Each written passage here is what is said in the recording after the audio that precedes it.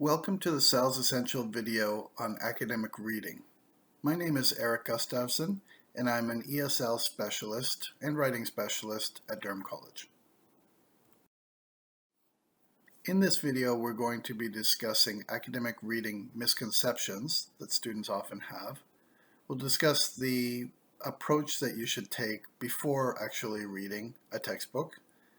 And then we'll talk about what you should be doing during and after reading so that you can retain the information. Okay, so let's talk about some of the misconceptions people commonly have about academic reading. The first one is that you must read every word in every paragraph, on every page, in every chapter. And that's simply not true.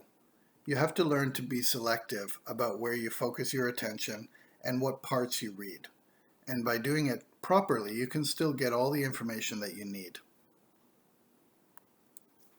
Another misconception is the belief that you have to read everything at the same speed and in the same way. But actually, you can learn to vary your rate of speed depending on what you're reading. You should understand everything after reading it once. Rather than that, which would be very hard to do, you should learn to monitor your recall. And what I mean here is that you should learn to, after reading a paragraph, for example, just check that you've understood that. Check with yourself that you've understood it before you continue on. Often the paragraphs will build on each other, and if you missed the first one, you wouldn't understand necessarily the second one.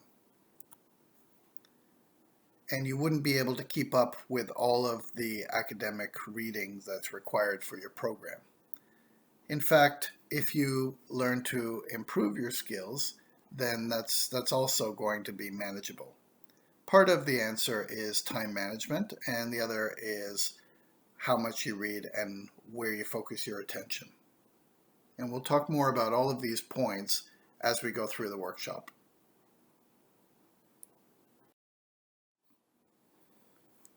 So let's discuss the things that you need to be aware of before you actually read the chapter. Let's imagine in this scenario that you have to read chapter 1, you've been assigned that, and these are the things that you would have to do, especially when you have a new textbook.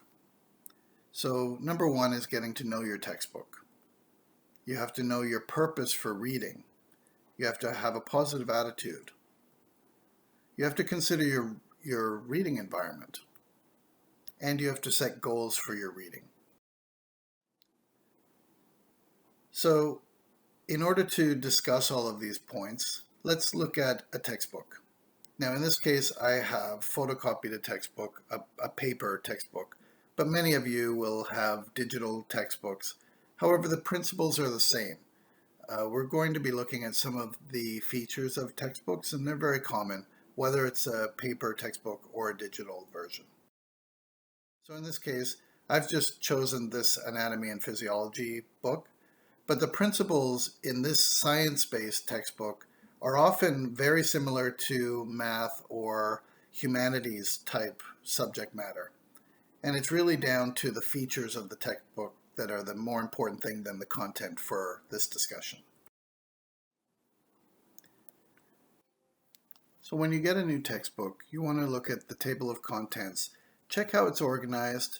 You'll be able to see what kind of information the textbook is covering and know what's coming up in the following chapters. You'll also see what the features are in each chapter. So it's good to review that in a new textbook. Also, it's important to look at the glossary of important terminology. It comes towards the end of a book, and it includes all the vocabulary that the authors feel might be challenging for the readers.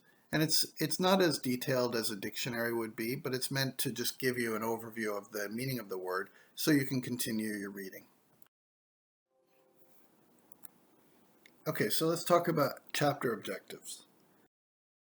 At the beginning of the chapter in most textbooks, you'll find what are called chapter objectives. And these are a list of objectives that the authors have for you in this chapter. So basically, by the time you read the chapter, you should be able to respond to or answer all of these questions or points. And a lot of students, when they're reading this sort of academic reading, heavy, dense reading, they worry that they might miss some key points or something really important from the chapter. But this is a way, these objectives are a way of verifying to yourself and reassuring yourself that you haven't missed anything important. Another feature of this particular textbook you can see on the other page is that it has the key terminology from this chapter. And then if you scan through the list, these are all the important words that are going to come up in the chapter. If you scan through the list and there's a word that you don't know, to the glossary and just check the meaning before you read. Review questions and exercises. A lot of times when you get to the end of the chapter, you'll find a section that's devoted to reviewing the information for you, helping you review the information. So they provide questions or activities and things for you to do to sort of think about more deeply the information you've read and to reproduce it. Now, one thing about reading academic content versus, say, watching a movie, you would never consider skipping to the end of the movie to see how it ends and then starting the movie from the beginning, because it's meant for entertainment. You want to watch the whole story. But with academic reading, there's nothing that says that you can't begin with the review questions before even reading the chapter. So if you go to these questions and keep them in mind, so read through them, maybe you can answer them, maybe you can't. But by doing that, you're going to activate and prime your brain ready for the content. And your brain will actually be searching, well, you will actually be searching for the answers to these questions. Rather than opening a chapter, say chapter 1, and just starting to read the introduction and read everything through, if you jump to the review questions first and read those or keep them handy, you'll find that a lot of times, of course, the review question number 1 will happen early in the chapter. And then review question number 12, in this case, will happen towards the end of the chapter. So your brain can be searching for these things. You can be searching for these things as you're reading. And it's a far more engaging, active process. So another feature of textbooks to watch for are the tips and facts and other details that come up in the margins of the pages of a chapter. And often you'll see helpful information. It's not usually key information, it's just something to give you a little bit of extra detail, something that might be interesting. And so watch for those too. These are the types of things that you would scan and look at. All of these things would be the things that you scan and look at before you actually read the chapter. The other thing just below the margin guides, tips and facts, is the additional online review. A lot of times books will give you additional resources and they could be quizzes, they could be additional readings and other things, websites and things for you to review if you wanted a deeper understanding. They're not required, they're just an option for you. Especially if you hit on a topic that you're really curious about, you want a little bit more information. This is a way of getting that. Okay, so all of these points here that we've just discussed, these are the getting to know your textbook and seeing the features. So they're meant to be surveyed and previewed, especially in a brand new textbook. On to the next point. Knowing your purpose. Why do students have to do academic reading? Well, there's a few purposes for that. You might have to answer some questions, homework questions. You might be looking for a deeper understanding, or your professor wants you to have a deeper understanding of a topic. You might need to learn something new in order to contribute to a class discussion. Or you might need to find some information. Or it could be all of the above. And really, depending on your purpose for reading, whatever it is, based on these 5 points, that will determine how quickly you're reading. So if you're just searching for some detail, you might just scan through the information. If you find the detail, then you'll slow down and read much more carefully. And that'll help you. Using those strategies will help you select where your focus is going to be. So I just mentioned skimming and scanning.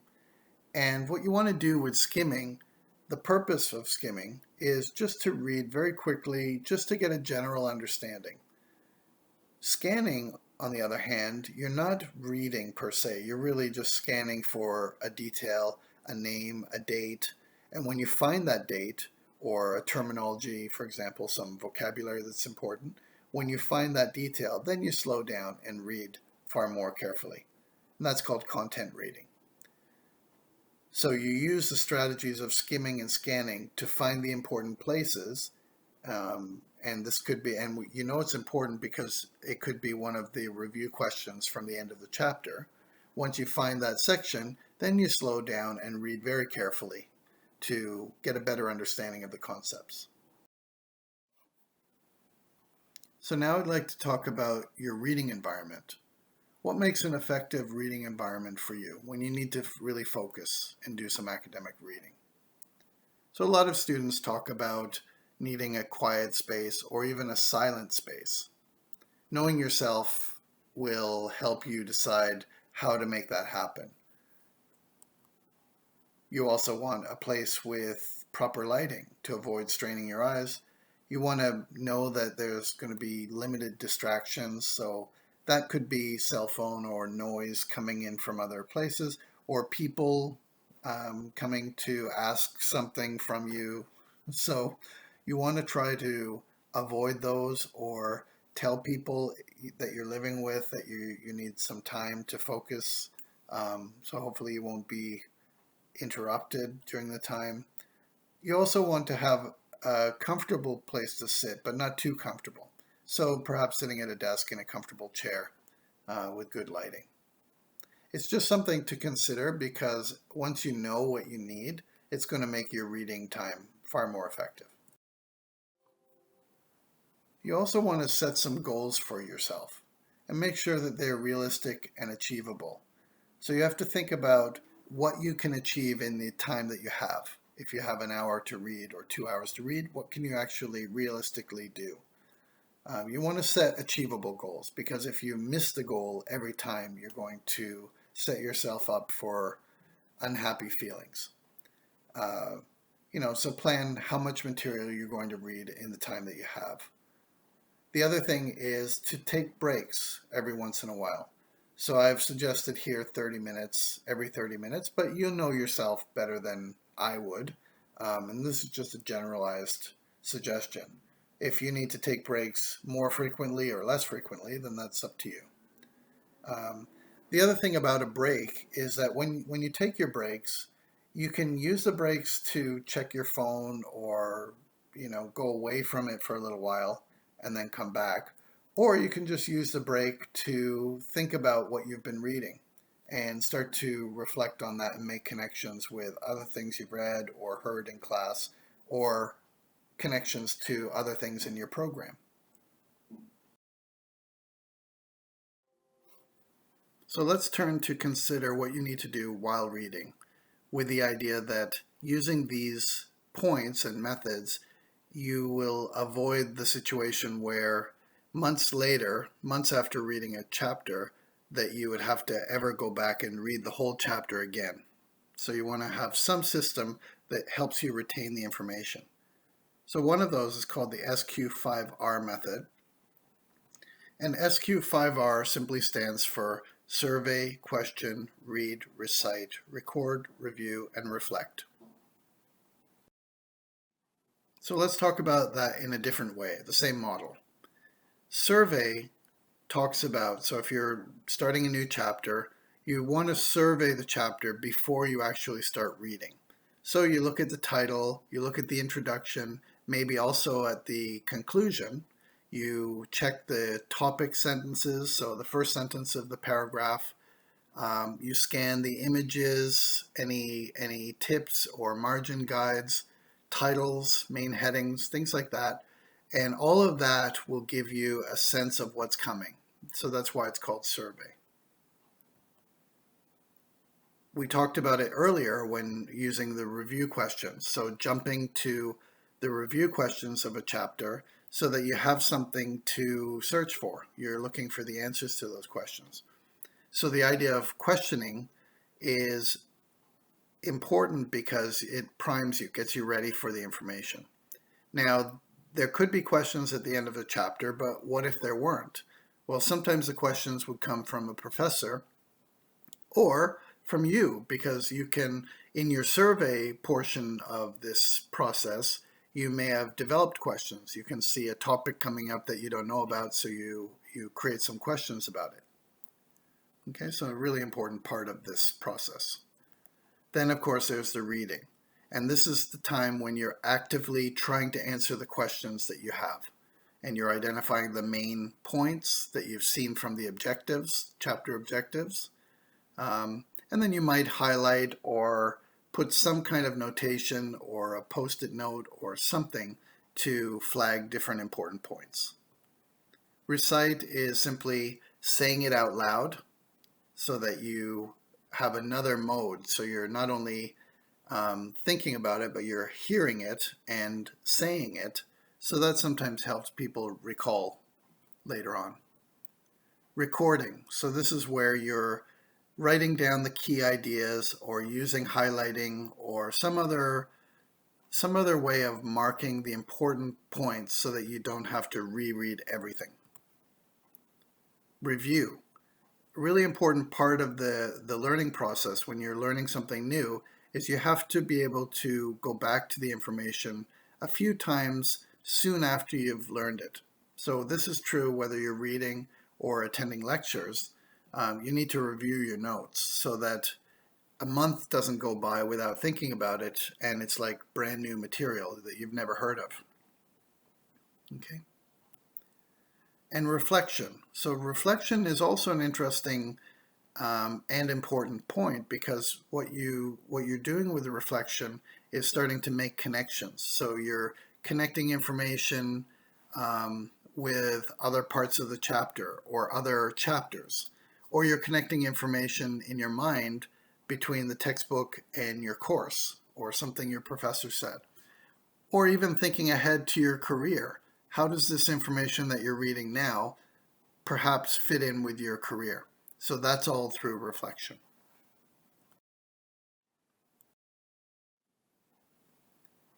Another possibility is to use what's called the Cornell method of note-taking.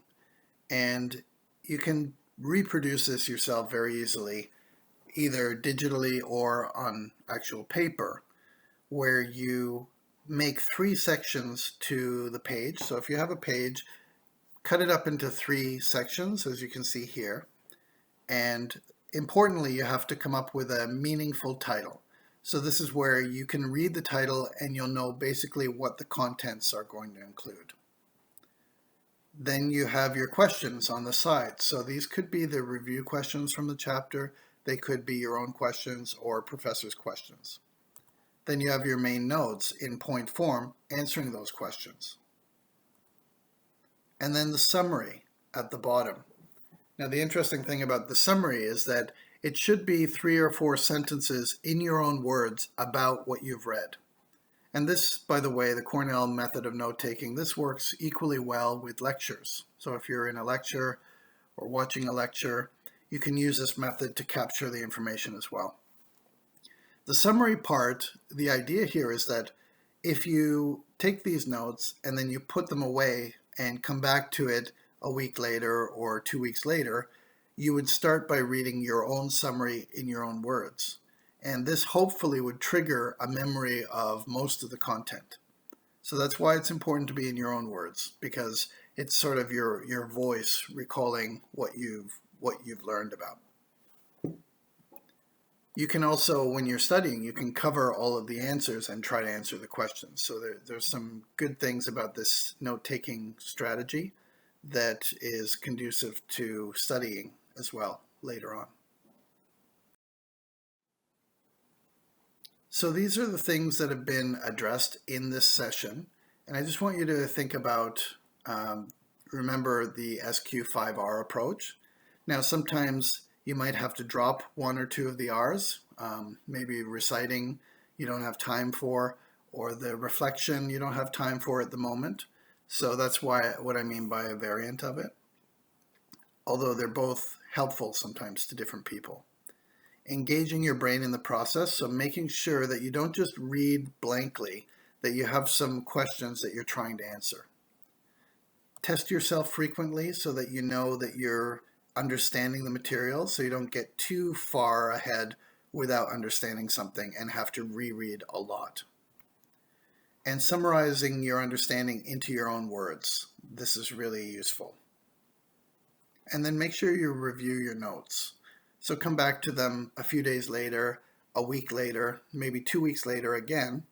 And that way, when you need them a month or 2 months later, they won't be brand new to you. It'll just be a matter of refreshing the information. So if you need further help with this topic, make sure that you discuss your challenges with academic reading with your professor. Another option is to do the academic reading workshop through SALS Online, which is a little bit more detailed than this particular video. And if you complete the workshop, you can get a certificate of completion. Sometimes professors require students to take workshops, online workshops, and get a certificate to prove that they've done it. The online workshop, SALS Online workshop, would be something that you complete in your own time. So it's a module that you work through. You could also book an appointment with a writing specialist or ESL specialist through SALS, and we can talk about these tips and help you develop your own strategies. And then the other thing is try some of the other workshops, because there are things like the time management that might also help you save time with all of your studies. We'd also like you to connect with us on these social media platforms. We'd also like to hear from you. If you have any questions or comments and you want to let us know, then you can either call or you can send them to us by email. I hope you found the information in this video useful and that you try out some of the strategies for yourself and see what works. And I wish you great luck in this semester. Thank you.